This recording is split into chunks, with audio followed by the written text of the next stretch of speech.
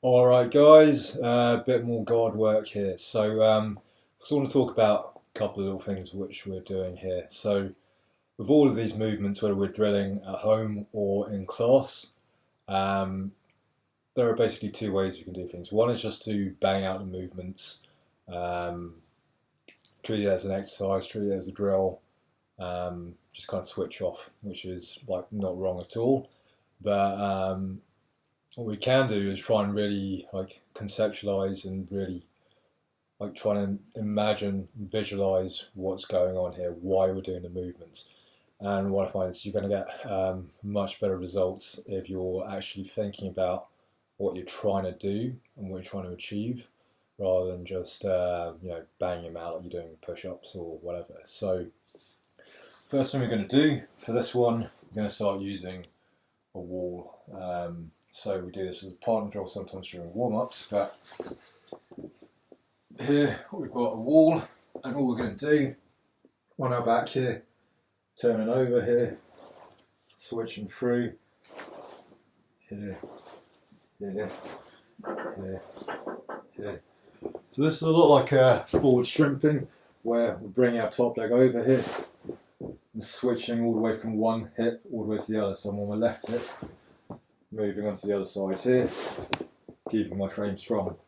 Right, and what I'm trying to do here is simulate re-guarding, or in case of the forward shrimp, moving my hips underneath my opponent.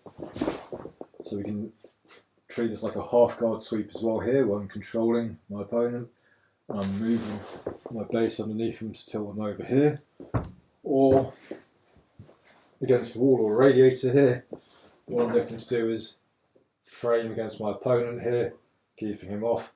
As he passes around to the outside here, I switch my hips and move my hip out, block against the shoulder or his hip, turn through, reconnect here, here, starts passing around to the outside, I'm looking to block, escape my hips back out and bring my legs back in. Notice as well guys that range is important. I don't want to be out here, so I'm not getting a lot of distance with my legs, and my frame is weak here, I'm extended away. I also don't want to be jammed up right against here, because I'm going to need a lot of flexibility to bring all this around.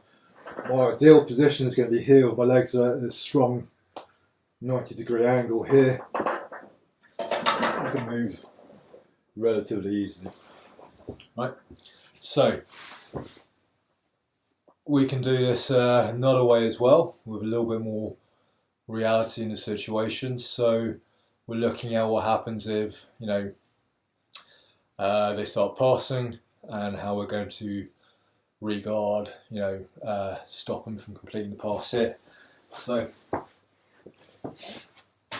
from here, imagine the passing here, so I need to shrimp out, bring my hips through, and here, plant my feet on the ground as they come out, shrimp out, connect my feet back in, bring myself back to guard, pass around to the outside, I shrimp out, bring my feet back through here, shrimp out, re-guard, shrimp out, re-guard, you pass around, shrimp,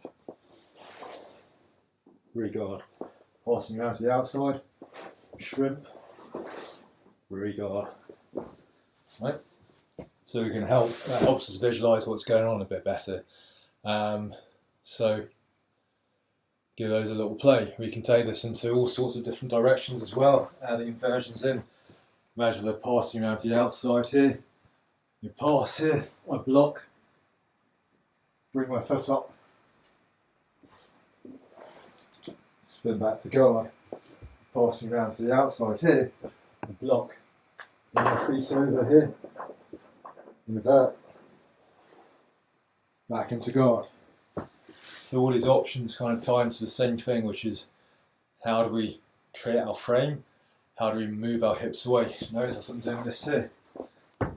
I move my hips away to give myself space to get my legs back in place. I move my hips further away here and then spin back around. So, lots of different ways to practice your guard retention. Have fun with that, guys.